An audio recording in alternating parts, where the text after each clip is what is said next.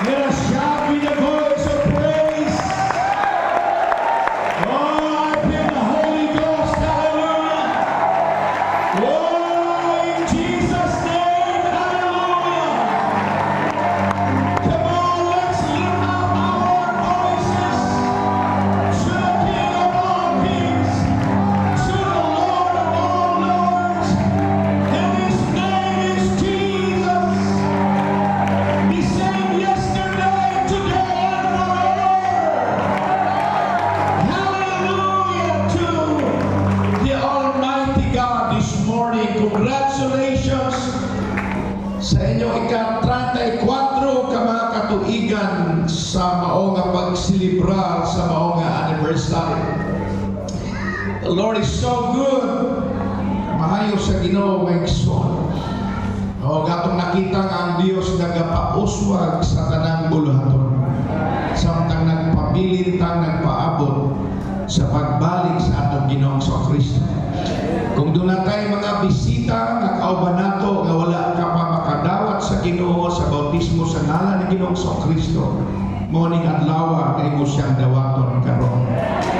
Amen. Kaya ang Dios nagaluwas sa kanunay sa matatawhan nga nagkinahanglan sa maong kaluwasan. Sa tanan nato mga pastors and wives, our conference will be in Davao City. Confirm na yung Yusuf, confirm na yung dates 21 to 24 month of May. O atong yan po nga tanang taga Masbati, Pastor Choi makatambong mga conference. Atong gihangyo itong kingdom nga magamit nato pero murag di pa available. Sige pagbuhat mga igsoon, pero mas nindo tong kingdom sa langit. Mas nindo dito mga igsoon. Kaya tinuod dito nga king is the king of all kings. Luke chapter 17. Atong basahon ang pulong sa Dios mga igsoon, mato ta sa pagwali karon. Akong kalipay, di ko kabalo kung pila na ko ka bisis na nagwali din o salamat sa inyong pagsalig na makawali pag-usap mga igsoon. It is with humble and submission, and it is always an honor to preach to the church of the Lord Jesus Christ. Verse 26, kung doon natin sa Cebuano, ayun, 26 to 30. Ako masama magsuon, dito sa Cebuano siguro. O ingon sa nahitabo sa mga adlaw ni Noe, mausap ang adlaw sa anak sa tao. Na nagpangaon sila, na nagpang-inom, na nagpangasawa, gipangasawa, hangtod sa adlaw nga misulod si Noe sa arka. O miabot ang luno o nalaglag kanila tanan. Apan sa adlaw nga mipahawa si Lot sa Sodoma, ni ulan o kalayo, asot o asopre, o gikan sa langit, o milaglag kanilang tanan. Mausap na hitabo sa adlaw nga igapadayag ang anak sa tao. Even thus shall it be in the day when the Son of Man is revealed. Kung unsa nahitabo sa adlaw ni Noah o sa adlaw ni Lot, ningon ang Ginoong Kristo kay Lucas, mausap nga adlaw ang pagbalik sa anak sa tao. Nagpasalamat ang igsoon nga dunay saad nga mubalik siya. Kaya kung wala ay saad nga mubalik ang Ginoo, mamauli na lang tang igsoon. Maglimay taning kalibutan. Apan ningon ang Ginoo kay Lucas, kung unsay nahitabo sa adlaw ni Noah, sa adlaw ni Lot, inyong bantayan mo sa nang panahon nga anak sa tao magpadaya. Dalaygon nga Dios, kami nagaampo, nagapasalamat nga ikaw ang Dios kagamhanan. Salamat sa ministry, O Lord, nga imong gitubo nga mahitabo ning lugar sa mahayahay kay Pastor Wilby, uban ang iyang kapikas sa kinabuhi o pamilya, uban ang mga ansyano o mga elders and leaders o mga kaigsuunan nga dapit. Aniya o Diyos, usaba mga pastors ang mga leaders nga nakigtuyo Ginoo nining maong madaugon nga adlaw, uban ang mga kaigsuunan abo ikaw gisimba o gihimay. Magaliyong ikaw sa among taliwala na makusganon. Pinagi sa imong balaan na espiritu, busga ang among mga kalagkaron. Puna kami sa imong gahong Ginoo. Gabi pa mahuman kining mao panagtigom at tunay dakong butang na may tabo sa among taliwala. Dalaygon ka sa walay katapusan. Dios nagamahalan o magagagahon sa tanan. Sa ngalan ni Ginoong Hesukristo, ako kang isimba sa kanunay. And everybody shout Amen. Sabi ko, malingkod at itong palakpakan sa magkausapan at itong buhay kami. Come on, hallelujah, in the name of Jesus. Praise ye the Lord, hallelujah. Thank you, God Almighty. God bless, makalingkod na kamong tanan na naigsoon.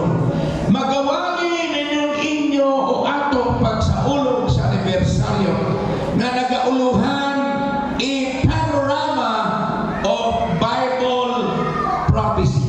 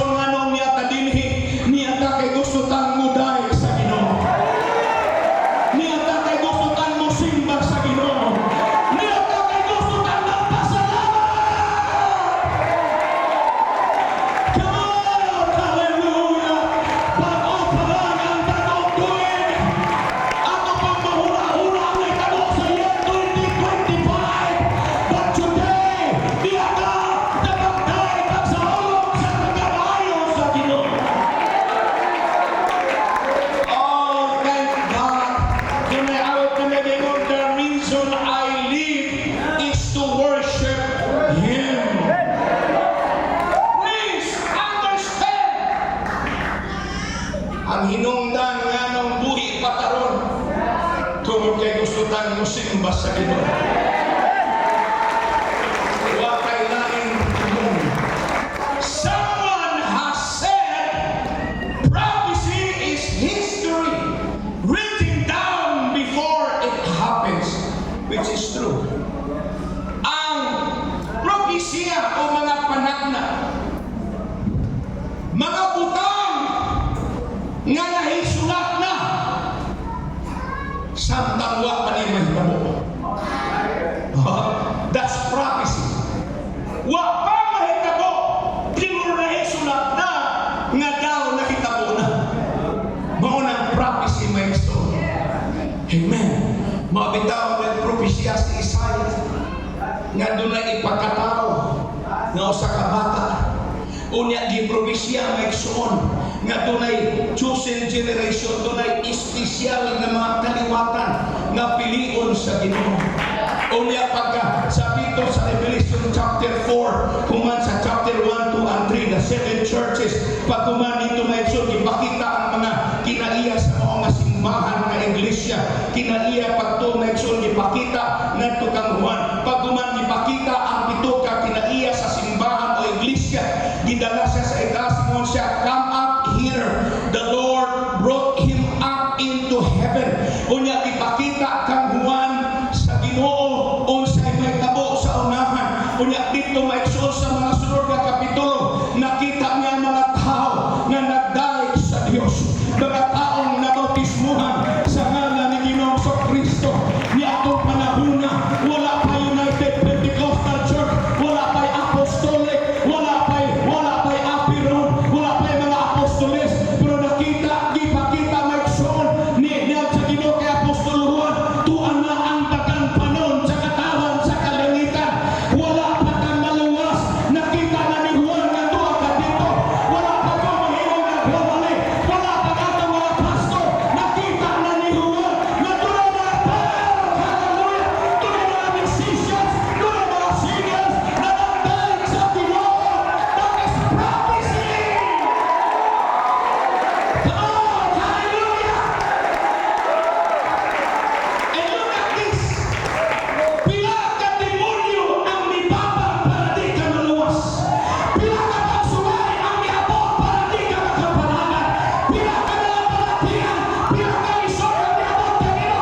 Apan ang Diyos na manalo. Come on, hallelujah. Dili ang kalay makapugong, kaya sulat na ikaw igsoon, ikaw pastor, ikaw nagwawali, ikaw musicians, diluwas ka na sa Ginoo.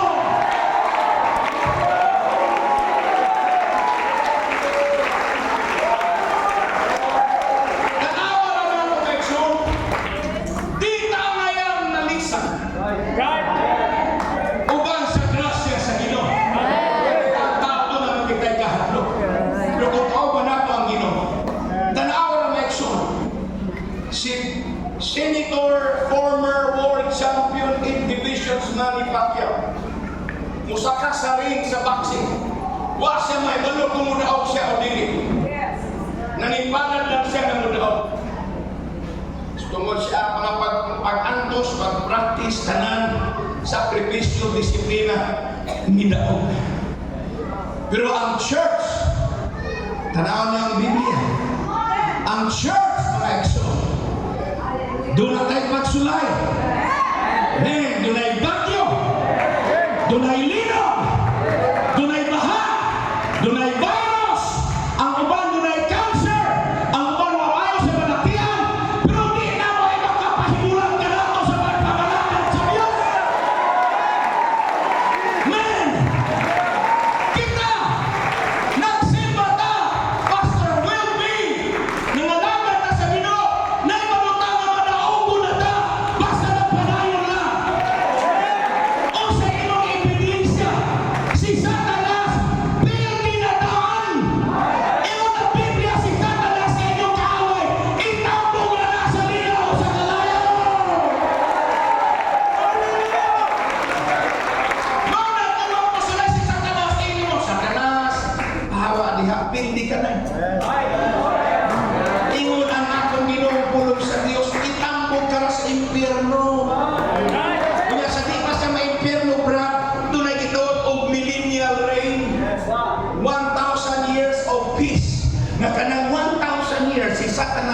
puson. Kapuson sa tiil hangtod ay kamot hangtod sa ulo. Di siya makapanghilabot. Asa sa itutang, di siya bilanggot. Ihulog siya sa walay katapusan. Sa tawag na balon, gahong, o kanang bungaw pa maihulog sa isa kalimutan ay walay hulog. Just imagine 1,000 years. Walay utlana na, walay hulog na siya. Pagkalalong sa iyang maabot 1,000 years, walay hulog ang pagkahulog. Una-unaan mo asa ka na sa palong. Suporting lalo mo pinakayang hulgan. Di siya kabalik, hanto di kabalikon sa Ginoo. Pero kitang tanan may soon, makauban ka lang sa radyo. Walay problema. Come on! Kung asa ang Ginoo, kauban nato ang Diyos.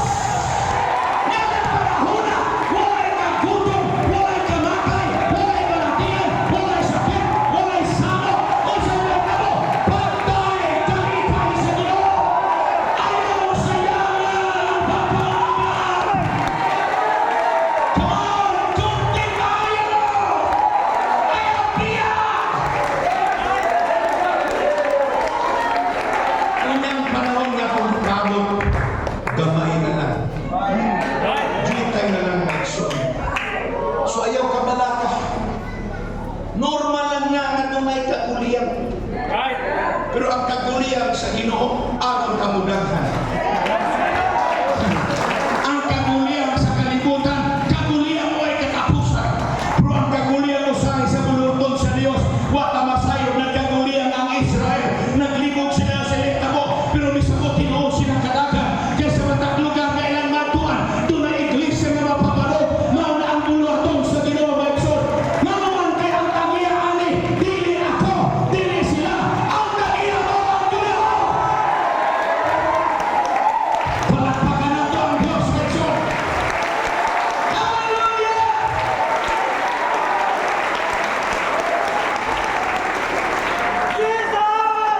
One of the exciting elements of biblical prophecy is that it accurately predicts aspects of the future.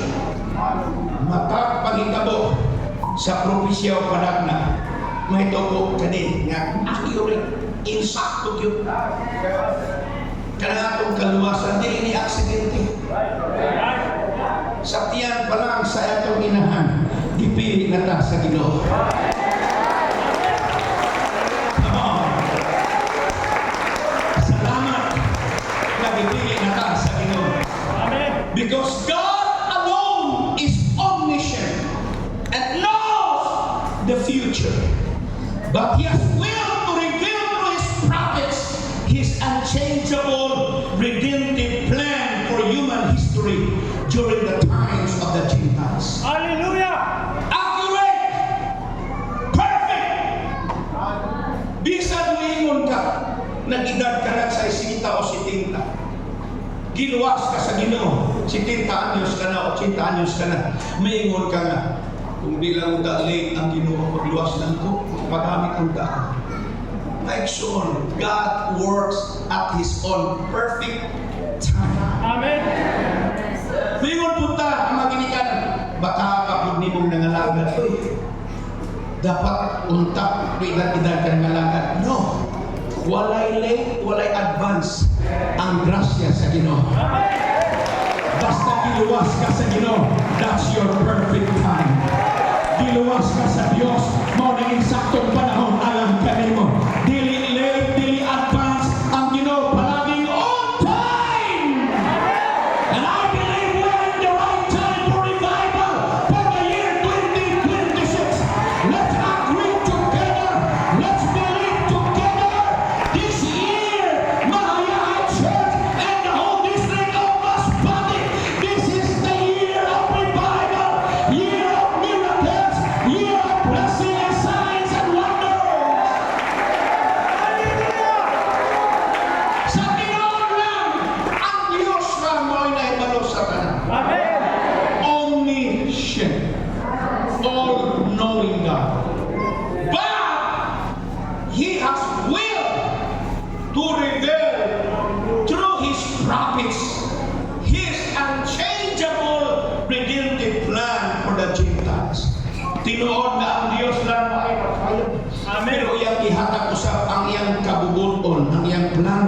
nato sa mga tao, sa mga propita, para ang plano sa kaluwasan sa mga hintil muabot. Wala yung mga hintil mga igsoon. Kita mga hintil mga yuta. Isa lang ang kaliwatan sa mga Hudyo. Ang hintil, iyo sa Apostol Pablo, mga tao walang Diyos kaniadto. Walang Diyos kang ginasimba. Kung doon naman tayo disemba kaniadto, dili tinuod niya Diyos. Amen. O sa Apostol Pablo, mga tao walay paglaon. Mga tao walay kaumahan. Mga tao dili kabahin sa saan sa Ginoo. Di mo kabahin sa bisaan sa Ginoong kaluwasan o kinabuhi walay katapusan. Mga tao walay kapuslangan. Mga tao walay Diyos. Mga tao walay kaumahon. Hapan salamat sa pag-abot ni Ginoong Kristo. Pinaagi sa iyang balaan nga dugo. Pinaagi sa iyang gugma. Iyang gibungkag katong maong nga pader. Wala na'y Hudyo. Wala na'y hintil karon. Kitang tanan. Usa na lang sa atubangan sa Ginoo. Walay ulipon. Walay kawaston. Walay babae. Walay lalaki. Kitang tanan. Hallelujah! Come on! Kitang tanan. Pwede bang mupakpak sa mga kabotang tanan? Pwede bang musingin ka magpasalamat sa Diyos? Come on! Mga tao walay paglaw, pero karon nakabaton ang paglaw. Mga tao walay Diyos, kapag karon nakabaton ang Diyos.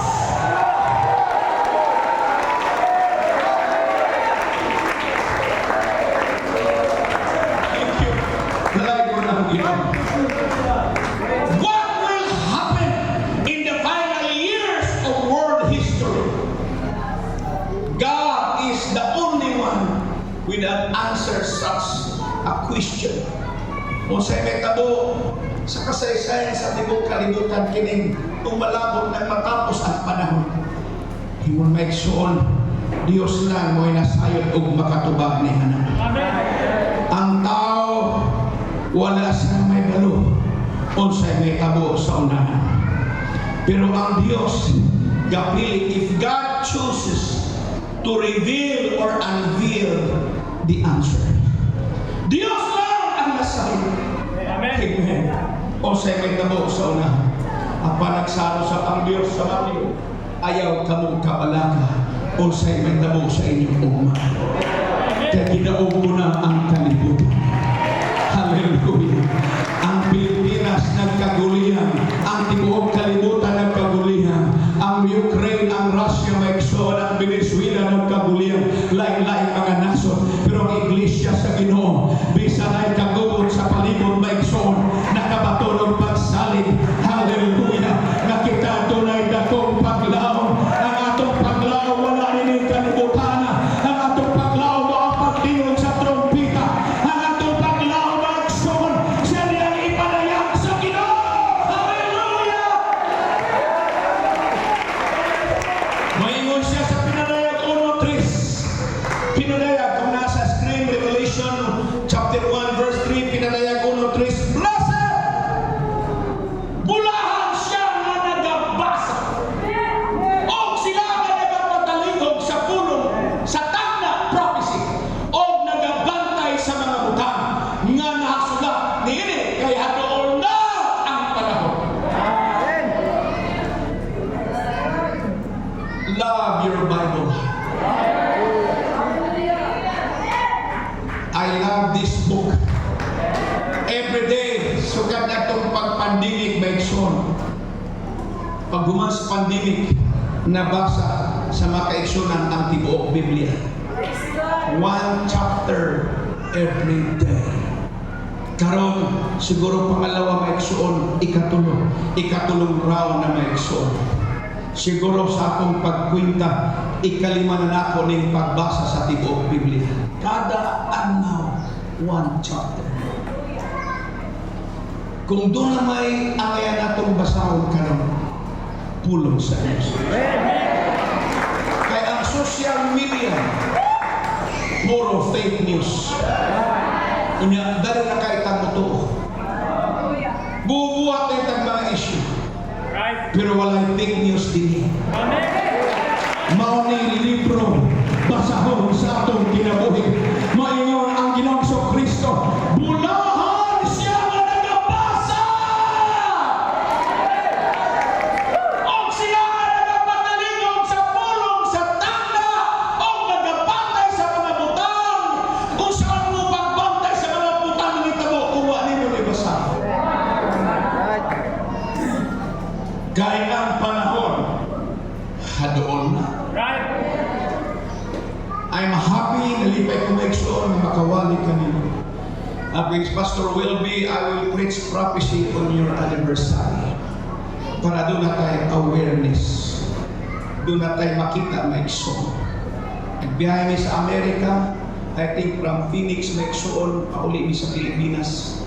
Late ang among aeroplano na delayed. Kami na lagi paabot sa aeroplano, nadungog ang yung pangalan, gina PG, Pistadio, ni Dr. Miss Airport Maxwell. Kanya doon ay mga tao na di pangitaon ang boarding pass, di na ipakita ang passport, ang kamot na lang inutang sa screen. So nagpasabot na doon ay marka na sa ilang kamot. Kunyang kalibutan karon gagamay na lang. Pero ang nakanindot sa bulaton sa Ginoo, misamot ka dako, misamot ka dasig, misamot ka likon, misamot ka daghan, misamot ka dasig sa pagpangalagad sa Ginoo. Bulahan na nagapasa, nagapamina o nagasunod niini, ang Diyos nagasulti. Bulahan kamo na nagatipig sa pulong sa Diyos, kay kamo pagalipayon, kay kamo pagabuston, o kamo nakabaton o kalipay na walay katapusan. The blessing of God can bring peace in the middle of turmoil and storms of life. Taliwala sa kagulian, taliwala sa nasalo, taliwala sa mga bagyo, doon kay kalinaw sa tubangan sa atong buhay na Diyos. The kingdom of God is within among us. His kingdom rule our lives and hope of heaven in our spirits through others to the kingdom. Praise the Lord. Salamat. Giila na igsoon karon sa tibuok UPC worldwide ang revival sa Pilipinas. Ginatanaw nila ang Pilipinas sa pag-uswag sa kakusog sa buluhaton. Pag natong Pilipinas kabahon kabahin na niya ang tanan karon. Muna ingon si ang Ginoong Kristo, ingon siya kung unsang adlaw ni Noe, duha lang. Nato mga pastors, doon ay mga ginaunahuna po sa pagbalik sa Ginoo. It's okay. Because prophecy is subject to any interpretation. But I would rather listen to the words of God. Ingon ang Diyos, doon alay duha ka timailhan sa pagbalik sa Diyos. Two great signs. Tatlong mga ilhanan sa iyang pagbalik. Una, ingon ang Diyos, just kung unsang adlaw ni Noah, mausa ang pagbalik sa anak sa tao. That's clear. Amen. Si Jesus ang nagsulti anak. Amen. Naghatag mga idea sa prophecy, sa rapture, naghatag record me. Pero ang Diyos nagsulti. Kung unsang nagtabo sa adlaw ni Noah, mausa ang pagbalik sa anak sa tao. Unsay nagtabo kanila, nagkaon, nag-inom, nag-asawa, o nag-asawahan, hangtod nga si Noah misulod sa arka. Unya ang baha ni abot o silang tanan nangalaglag. Amen. Ang kalibutan karon puno sa kagulian. Right. Bisan asa ka nga nasod, tunay kagumot. Amen. Bisan asa ka nga lugar, di ka exempted sa tanang mga butang. Right. Apan ingon ang Diyos sa diha nga mga tao wala na'y pagkakabana sa mga hitabo. Ingon ang Diyos, Noah, sumunod ka na sa arka. Hangtod nga miabot ang kalaglagan. Hinumdumi, unang ilhanan na sa pagbalik sa Diyos. Amen. Mudagsan ang kagulian. Unya doon ay mga magwawali sama niini. Unya ingon ang Diyos sa dako ng kagulian, sulod na kamo sa arka, kay ipadala na nako ang siya. Amen. Dili mo silot ang Dios samtang wala ka pa masafety. Right. Right. Man, dili mo padala ang Dios og silot sa kalibutan. Hantod na di maproteksyonan Pastor Wilby ang iyang mga anak. Hallelujah. Busa kong anak ka sa Dios karon, magpasalamat ka. Dili ka tuliang, dili sa Antikristo atong ipaabot. Ingon ang Dios sa di ka muapa. Yes, tunay ka salo, tunay ka tuliang, pero di ka lang ipadala ang siyo. Hantod na di mo musulot sa altar.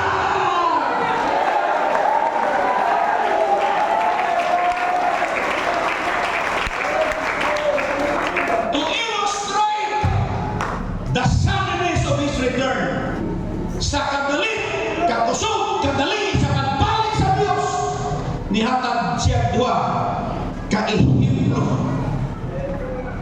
Una, ang baha. In the days before the flood, life went on as usual for most people, with the exception of Noah, who had been building huge boat for many years, while the rest of mankind had been eating, drinking, marrying, and being given in marriage with no impending danger in life. Life went on as usual up to the day Noah entered the ark. Then it began. The rain, the flood came, and everyone drowned. Naigsoon sa bugo, kusog kayo ang linog. Tapos mitubag ang Mindanao, mga buak ang flooring. Ito ka mga simbahan na to sa Davao Oriental. Buak naigsoon. Ang flooring, simbahan na buak sa kusog sa linog. Right. Ang mga kisame ng hulog. Mga atok, mga hulog. Sa church, sa maya hangtod karon at ang Bible school nato di pa magamit. Pero bisan unsa ka dako sa linog, unsa ka kusog sa linog, yung Pastor ay doon na pa yung mga aftershocks. Pero ang linog di na makapugong sa pagpangalagad sa Diyos. Samtang naglinog, next only kasuta simbahan ni sa dita biya sa building kay mabungkag na dirita sa gawas magday yapon sa Ginoo. Unsa ingon sa Dios? Makapatulog mga linog, Right. tsunami, baha, balatian, gira, wars and rumors of wars, tanan mga panghitabo, mudangat kini, o sa ingon sa Dios, sinugdanan lang ni sa kasubahan. Amen. Dili pa ni maoy katapusan. Right. Gusto mo may balon sa ilahan sa katapusan? Ingon ang Dios, di na ta magsika ng linog o rapture na siguro, di na maigsoon. Ingon ang Ginoo, sadang ikawali na ang pulong sa Dios sa tibuok kalibutan. Mo na na'y panahon sa katapusan. Samtang magpabiling pagwali ang atong mga pastors din sa Masbate, samtang magpabiling tagwali maigsoon, samtang doon na pa'y lugar nga ang ayang walihan, di pa mahuman, di pa maabot ang Dios.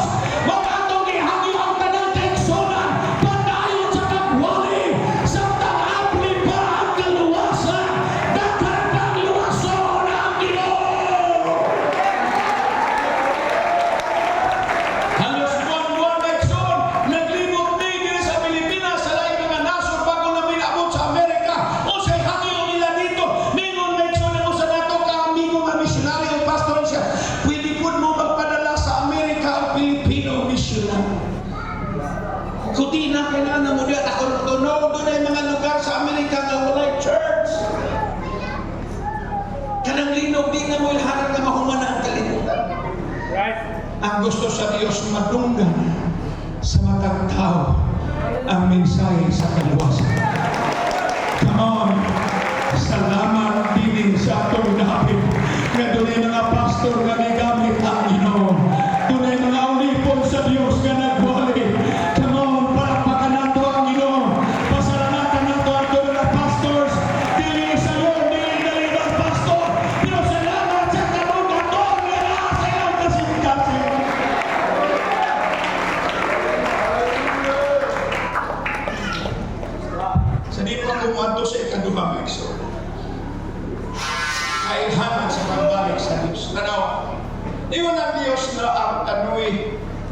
buhat ka og arka, pero rason pa ako makatawa. Naluwas ang pamilya ng Ninuha. Tingnan niya si Moses. Moses, magbuhat ka og tabernakulo. Kaya ato na ko tagbuon ako makatawan. Kaya diya sa tabernakulo anak akong presensya. Magsuon, nahimo ang arka, pero pila lang ang naluwas. Walo lang kakalang. Pila katuig ang pagwali? 120 years. We don't know sa atong panahon karon kung makaabot pa pag 120. Then, nawala ang arka. Ang Diyos, di yun bubiyag sa tao. Mo yan akong isugo si Moses, magbuhat ka o tabernakulo. Kaya diha ako ang paghalat, diha ang akong presensya. Sa panahon na maghalat mo, tagbuon nako ang akong katawan, niya nang maong gadapit. Dili mo tungkol ang Diyos na malaglag ka sa atong mga kasaypanan. Gigugmat ang tanan sa Diyos.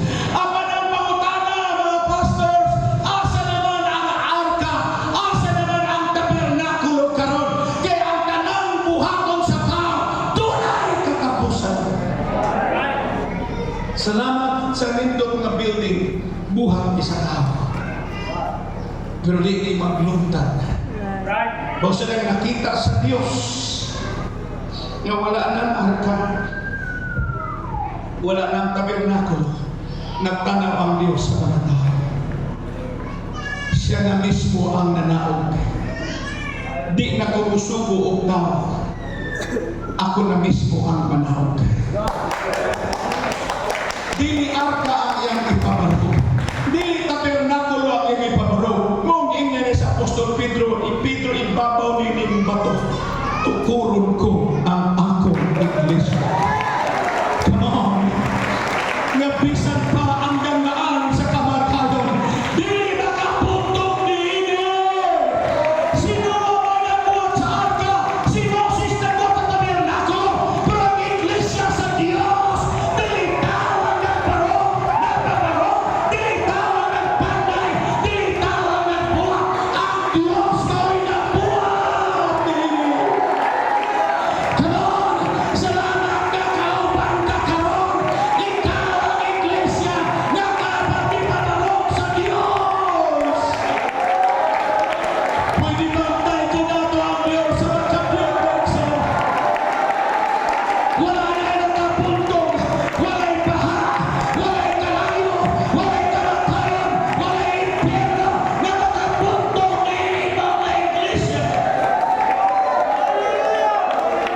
Sige, abli ang imong babantay na ang Diyos. Diyos ko'y nagpaparong nini.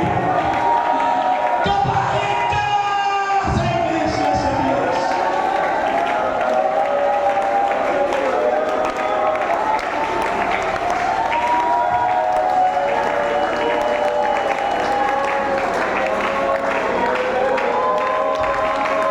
Asang arka?